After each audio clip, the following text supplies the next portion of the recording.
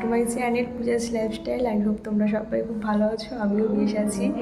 তো ভাবছিলাম আজকে ব্লগটা আমি এখন থেকে শুরু করব না, তবে দেখো এখন বাজছে রাত্রি 12টা আর আমার জন্য বার্থডে সারপ্রাইজ অ্যারেঞ্জ করা হয়েছে।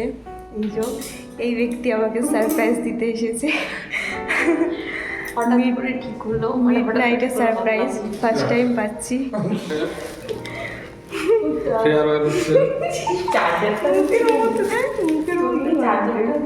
তো দেখো বার্থডে গিফটের শেষ নেই, হাজিয়ে দাও।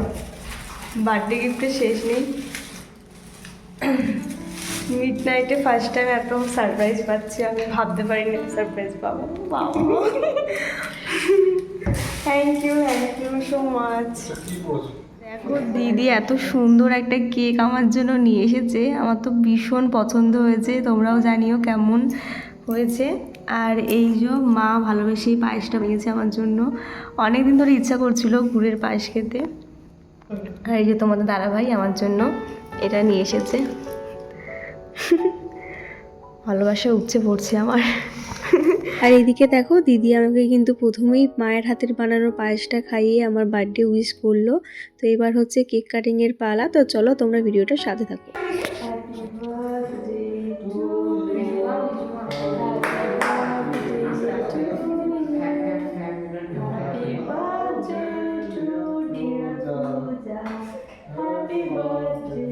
দেখতেই তো পেলে বন্ধুরা, আমার ফ্যামিলির প্রতিটা মেম্বারকে নিয়ে কিন্তু আমি আমার বার্থডেটা সেলিব্রেশন করা শুরু করে দিলাম। শুধু মাম্মাম ঘুমাচ্ছিল, যেহেতু ও একটু রাত্রি করেই ঘুমিয়েছে, তার জন্য কিন্তু ওকে আর রাত্রিবেলা জাগালাম না।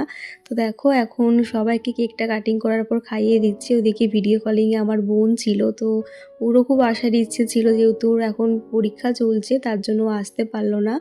আর এই পার্টিটা কিন্তু পুরোটাই দিদি অর্গানাইজ করেছে, দিদির জন্যই কিন্তু এই সারপ্রাইজটা সম্পূর্ণ হয়েছে। মানে এত সুন্দর একটা মুহূর্ত যে আমি ফিল করবো সত্যি ভাবতে পারিনি। এর আগে কিন্তু আমার কোনো দিনই মিড নাইটে বার্থডে সেলিব্রেশন হয় না, প্রতিবারই আমার ইভিনিংয়ে হয়। যেহেতু এইবার আমার বার্থডেটা শনিবার পড়েছে, তার জন্য কিন্তু আমার বার্থডে সেলিব্রেশনটা একদিন পিছিয়ে হচ্ছে, সানডেতে হচ্ছে।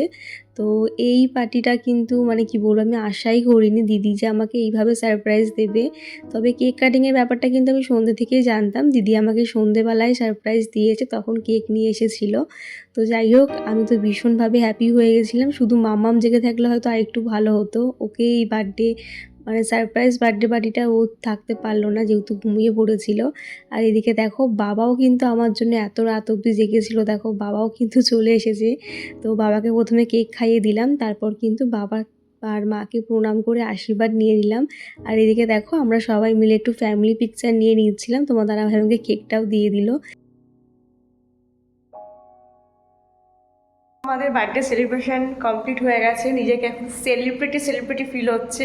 সবাই এত মিস করছে, তো সত্যি আমি ভীষণভাবে হ্যাপি হয়ে গেছি। ভাবতে পারিনি যে আজকে মানে মিড নাইটে এত সুন্দর একটা সারপ্রাইজ পাবো, কারণ কোনোদিন কিন্তু মিড নাইটে সারপ্রাইজ আমাকে কেউ দেয়নি, তবে আজ প্রথমবার দিদি দিল। সে এখন ফটো তুলতে ব্যস্ত। যাই হোক সত্যি অনেক থ্যাংক ইউ। তো হঠাৎ করে সাডেনলি হয়ে গেল, ভীষণভাবে হ্যাপি হয়েছে। প্ল্যান করলেও অত কিছু হতো না। ও আমাকে সারপ্রাইজ দেয় সব সময়ের জন্য, আমি একদমই পারি না। এই সময় করে হয়ে গেল। এতে আমি অনেক খুশি, সত্যি ভাবতে পারিনি রাত্রিবেলায় এইভাবে স্যার মানে হবে। কালকে যেহেতু শনিবার, আমাদের এদিকে কোনো কিছু হবে না, সেটা সানডেতে সেলিব্রেশন হবে। তো আজকে রাত্রিবেলা সেলিব্রেট হয়ে গেল শনিবারের ইয়েতে, তো খুব ভালো লাগলো। তো চলো আজকের মতো টাটা করছি, কালকে সকালে আবার দেখা হচ্ছে। তো এখন ঘুমাবো, সকালবেলায় প্ল্যান আছে, দেখা যাক কি প্ল্যান, সেটা সাকসেস হয় কি না। তো সকালে আবার দেখা হচ্ছে। গুড নাইট সবাইকে, বাই। গুড মর্নিং সবাইকে। তো দেখো কালকে রাতের পর আবার সকালবেলা ফিরে আসলাম ব্লগে। তো এখন কালকে যেরকম বলেছিলাম যে আজকে এক জায়গায় পুজো দিতে যাওয়ার কথা, তো কোথায় যাব তোমরা ব্লগটার সাথে থাকলেই জানতে পারবে। তো এটা হচ্ছে আমার আজকে বার্থডে লুক, কেমন লাগছে অবশ্যই জানিও। যেহেতু পুজো দিতে যাচ্ছে তাই লাল সাদার মধ্যেই পরলাম। তো আশা করি তোমরা গেস করতেই পারছো কোথায় যাব। তো এখন আর বলছি না, তো গিয়ে তোমাদের সাথে শেয়ার করবো কোথায় যাচ্ছি পুজো দিতে। চলো মামামকে ঘুম থেকে তুললাম, এখন ওকে ব্রেকফাস্ট করাবো, তারপরে কিন্তু বেরিয়ে যাবো, কারণ তোমার দাদাভাইয়ের আজকেও ছুটি নেই, ও আজকে ডিউটি যাবে। আর আমার বার্থডে পার্টিটা কালকে সেলিব্রেশন হবে। তো কেমন লাগছে জানিও। চলো মামামকে খাইয়ে যখন বেরাচ্ছি তখন আবার ব্লগে ফিরছি। তো এই দেখো মামামও রেডি হয়ে নিয়েছে, আর আজকে আমি আর মামাম কিন্তু পুরো ম্যাচিং হয়ে গেছি। তো আমরা এখন বেরাচ্ছি। এই যে একটু হেসে দাও, একটু হেসে দাও। হ্যাঁ তো চলো যাওয়া যাক। তোমার দাদাভাই গাড়িটা বের করুক, অলরেডি অনেকটা লেট হয়ে গেছি। 9:30 বেরোনোর কথা ছিল, এখন বাজছে প্রায় ঘড়িতে 10:30, সরি 9:30, 10টা বাজতে যাচ্ছে। তো চলো বেরাই, তারপরে আবার গিয়ে দেখা। ফাইনালি আমরা কিন্তু বেরিয়ে পড়লাম আমাদের গন্তব্যস্থলে যাওয়ার জন্য। আর আশা করি তোমরা বুঝতেই পারছো কোথায় যাচ্ছি। তো আজ যাচ্ছি হচ্ছে বড়মার কাছে পুজো দিতে। অনেক দিন থেকে ইচ্ছা ছিল সেখানে যাওয়ার, ভাবছিলাম কবে যাব। তবে দেখো মা হয়তো আজকেই চেয়েছিল আমার এই একটা স্পেশাল দিনে মার কাছে যাই, তার জন্যই কিন্তু হঠাৎই প্ল্যান হয়েছে কালকে যে আজকে যাব। কারণ আজ যেহেতু শনিবার, তার জন্য আজকে কোনো বার্থডে পার্টি সেলিব্রেশন হচ্ছে না আমার। তার জন্য কিন্তু ভাবলাম যে মায়ের কাছে পুজো দিয়ে আসি। বারটাও ভালো, শনিবার কালী পুজো দেওয়ার জন্য কিন্তু একবারে পারফেক্ট। আর মার কাছে যাব ভাবছিলাম তো অনেকগুলো দিন ধরে, তবে যাওয়া হচ্ছিল না। মা হয়তো চেয়েছিলেন যে আজকের দিনে মাকে আমি পুজো দিতে যাই, তার জন্যই হয়তো আজকে সম্ভব হলো। তো তোমার দাদাভাই ডিউটি যাবে ইভিনিংয়ে, তাই সকালবেলার টাইমটা কিন্তু একেবারে ইনভেস্ট করতে চাইলাম না, তাই কিন্তু বড়মার কাছে এখন যাচ্ছি। আর দেখো অরবিন্দ রোডে আসতে না আসতেই কত ভিড়। আর যেহেতু শনিবার, আজ কিন্তু প্রচণ্ড ভিড় হবে মন্দিরে। তো দেখা যাক আমরা গিয়ে কিভাবে পুজো দিই। তো দেখো বলতে বলতে কিন্তু আমরা মায়ের মন্দিরের সামনে চলেই এসেছি। আর আজকে জানো তো আমাদের এখানে ভোটের রেজাল্ট বেরিয়েছে, তার জন্য কিন্তু অনেক রাস্তাঘাটই নো এন্ট্রি করা ছিল। তাই আমরা এই পারে আর গাড়িটা আনতে পারলাম না, গাড়িটা আমাদেরকে ওই পারেই রেখে আসতে হয়েছে।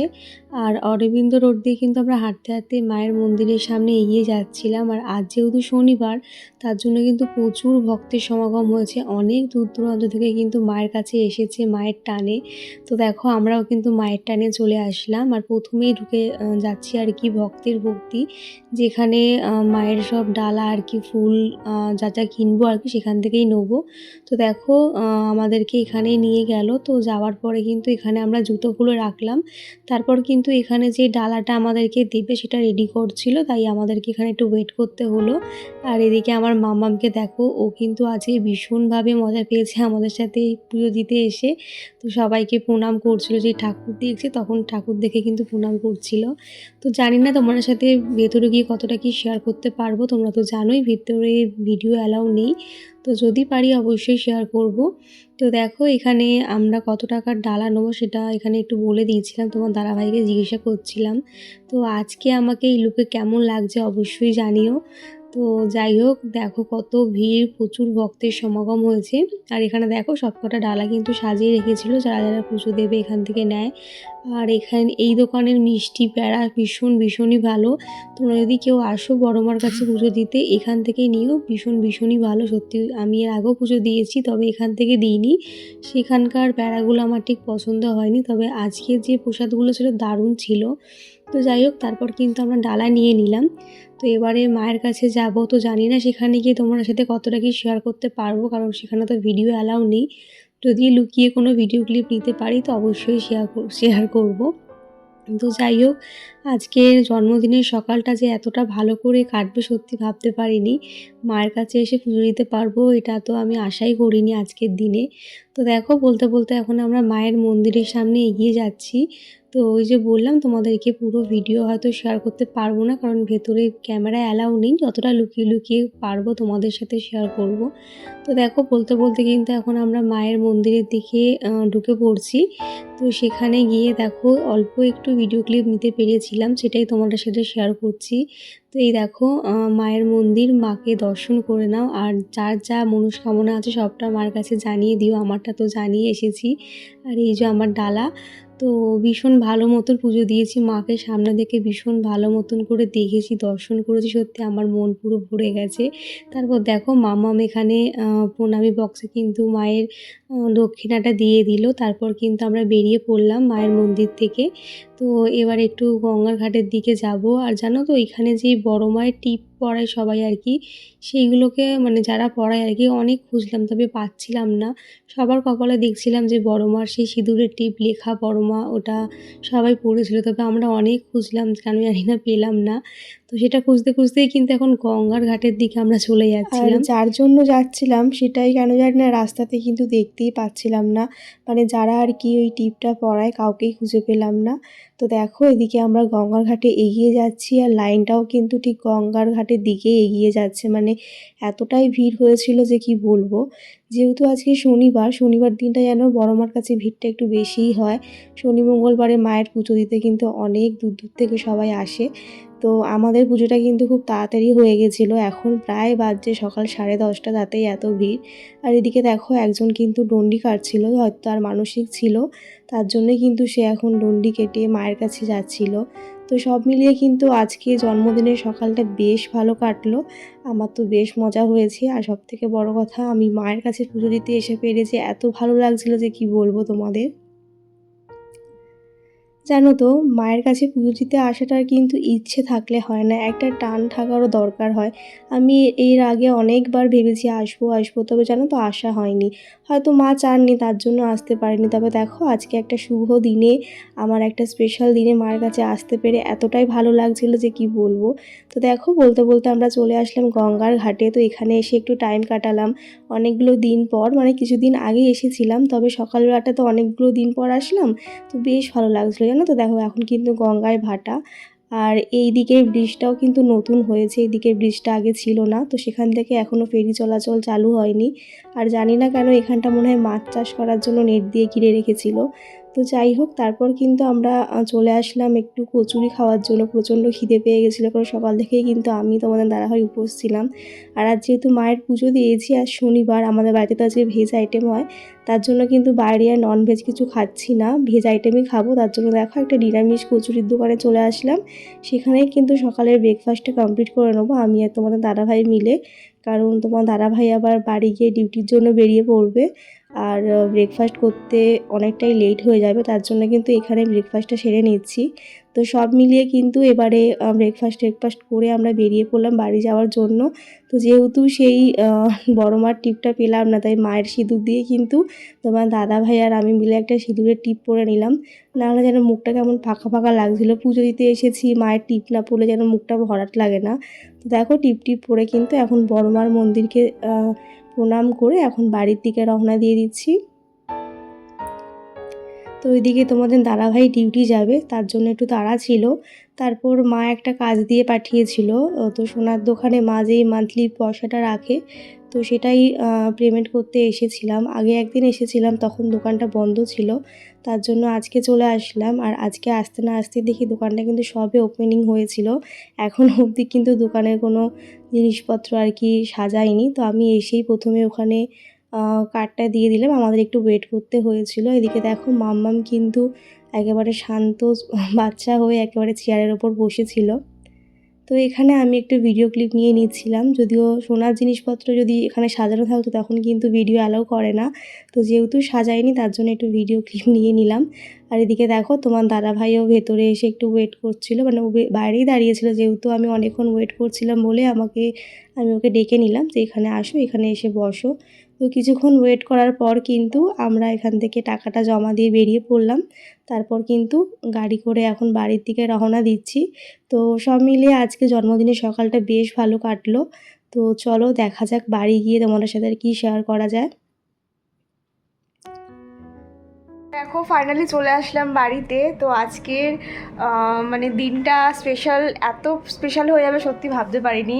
আর বড়মার কাছে বড়মাকে এত সামনে থেকে দেখতে পেয়ে মানে কি বলবো, ভীষণভাবে ভালো লাগছে সত্যি। আজকের দিনে যে বড়মার কাছে যেতে পারবো সেটাও মানে আমি আশা করিনি। তো যাই হোক, সত্যি সবটা তোমার দাদাভাইয়ের জন্য সম্ভব হয়েছে, আর মা চেয়েছিল বলেই হয়তো মায়ের কাছে আজ যেতে পেরেছি। অনেক দিন ধরে ইচ্ছা করছিল মায়ের কাছে যাওয়ার, তবে আজকে যে স্পেশাল দিনটাতে যেতে পারবো সেটা সত্যি আশা করিনি। তো যাই হোক, চলো আমি এখন বাড়ি আসলাম, মামামকে লাঞ্চ করাতে হবে, তাই খাবার টাবার বসিয়ে আসলাম, এখন চেঞ্জ করব। প্রচণ্ড টায়ার্ড লাগছে, কারণ সকালবেলা উঠেছি কালকে অত রাতে ঘুমানো, তারপর তাড়াতাড়ি করে উঠে কাজবাজ সেরে যাওয়া। তো যাই হোক চলো, পরে আবার ব্লগে ফিরছি। তো বড় মাস কাছে গিয়ে সেখানে তো ভিডিও অ্যালাউ ছিল না, তো যেটুকু ক্লিপ নিয়েছিলাম সেগুলো তোমাদের সাথে শেয়ার করলাম। তো ওখানে গিয়ে সেরকম ভিডিও করা হয়নি। আর মায়ের কাছে গেলে না তখন আর ভিডিও করার কথা মানে মনেই আসে না, তখন মনে হয় কি মাকে মন ভরে দেখি, প্রাণ ভরে ডাকি। তো সেটাই ওখানে গিয়েই মানে ভুলেই গেছে এক মুহূর্তের জন্য যে ভিডিও শ্যুট করতে হবে বাড়ি vlog এসে এর জন্য। অনেকটা টাইম কেটে গেছে আর এখন হচ্ছে দুপুরবেলা। আমি আমার লাঞ্চটা নিয়ে চলে আসলাম। আজ যেহেতু শনিবার তাই আমাদের বাড়িতে হয়েছিল ভেজ আইটেম। তো চলো আজকে ব্লগটাও আমি এখানে শেষ করলাম। কেমন লাগলো তোমাদের অবশ্যই জানিও। দেখা হচ্ছে নেক্সট পার্টে। আমার বার্থডে সেকেন্ড পার্টটা কিন্তু অবশ্যই আসছে, সেটা দেখার জন্য কিন্তু আমার ব্লগে অবশ্যই চোখ রাখতে হবে। তো চলো ততক্ষণের জন্য টাটা, দেখা হচ্ছে নেক্সট ব্লগে, বাই।